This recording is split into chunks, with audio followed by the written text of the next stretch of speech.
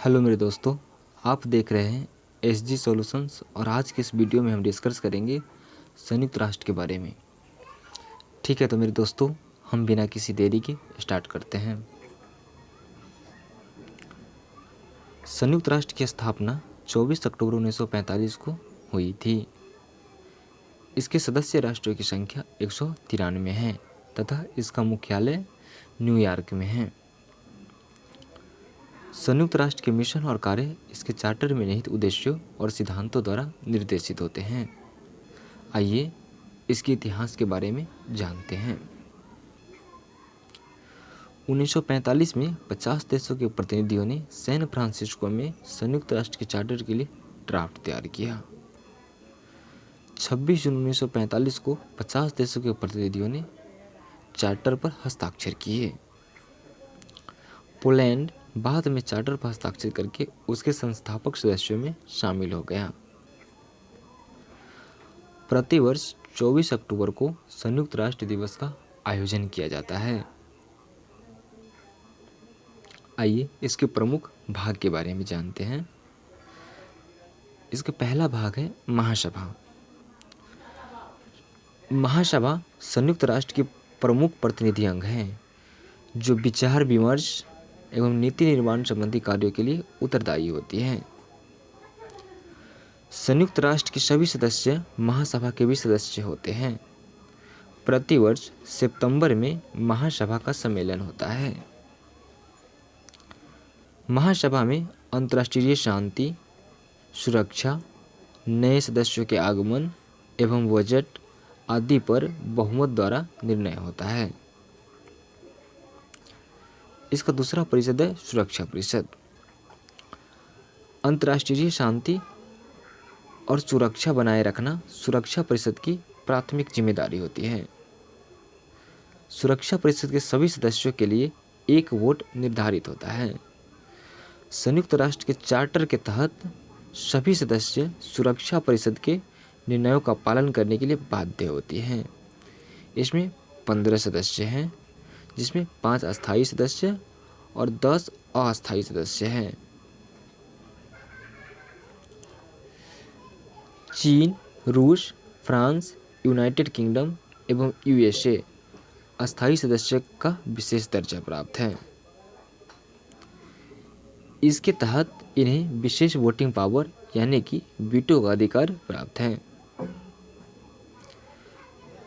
Veto अधिकार के अनुसार 5 अस्थायी सदस्य देशों में से कोई भी देश अगर सुरक्षा परिषद द्वारा लिए गए किसी संकल्प या निर्णय में नकारात्मक वोट करता है तो वह संकल्प या निर्णय मंजूर नहीं होगा। अस्थायी सदस्यों का कार्यकाल 2 वर्ष का होता है। इसका तीसरा परिषद है आर्थिक एवं सामाजिक परिषद। यह परिषद नीति समीक्षा और नीति वार्ता के लिए जिम्मेदार होती है। आर्थिक, सामाजिक एवं पर्यावरण मुद्दों पर सिफारिश करती है। विकास लक्ष्यों के कार्यान्वयन के लिए प्रमुख निकाय हैं। इसमें 54 सदस्य हैं। सतत विकास पर विचार के लिए यह एक केंद्रीय मंच है। यह एक अस्थायी संस्था है, परंतु इसके 1/3 सदस्य प्रतिवर्ष मुक्त होते हैं। यह परिषद अपना कार्य विभिन्न प्रकार के आयोगों, अस्थायी समितियों तथा विशेष संस्थाओं के माध्यम से पूरी करती है। चौथा परिषद है न्याय परिषद। यह सुरक्षा परिषद के 5 अस्थायी सदस्यों से बना है।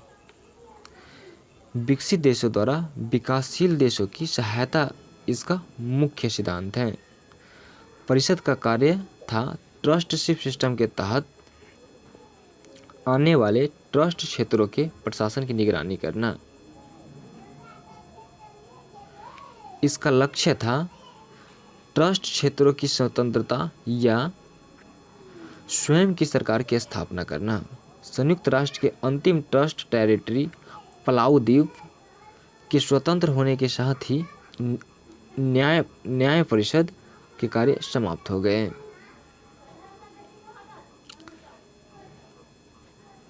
अंतर्राष्ट्रीय न्यायालय संयुक्त राष्ट्र का प्रमुख न्यायिक अंग है। इसमें 15 न्यायाधीश होते हैं जिनका कार्यकाल 9 वर्ष का होता है।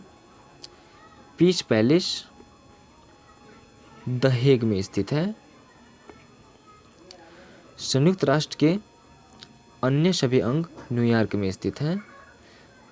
कानूनी प्रश्नों पर संयुक्त राष्ट्र की सलाह देना इसका प्रमुख कार्य है। सचिवालय इसका प्रमुख कार्य संयुक्त राष्ट्र के प्रतिदिन के कार्यों को निपटाना होता है।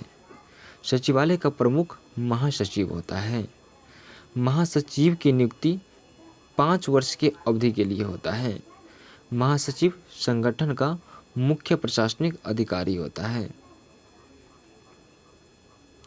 आइए संयुक्त राष्ट्र के कार्यों के बारे में हम जानते हैं। अंतर्राष्ट्रीय शांति और सुरक्षा बनाए रखना, मानव अधिकारों की सुरक्षा करना, मानवीय सहायता प्रदान करना, सतत विकास को बढ़ावा देना, अंतर्राष्ट्रीय कानून को बढ़ावा देना इत्यादि संयुक्त राष्ट्र के कार्य हैं। ठीक है, तो मेरे दोस्तों, आपको ये वीडियो कैसा लगा? अगर अच्छा लगा हो तो चैनल को लाइक कीजिए, सब्सक्राइब कीजिए। Thank you, good luck.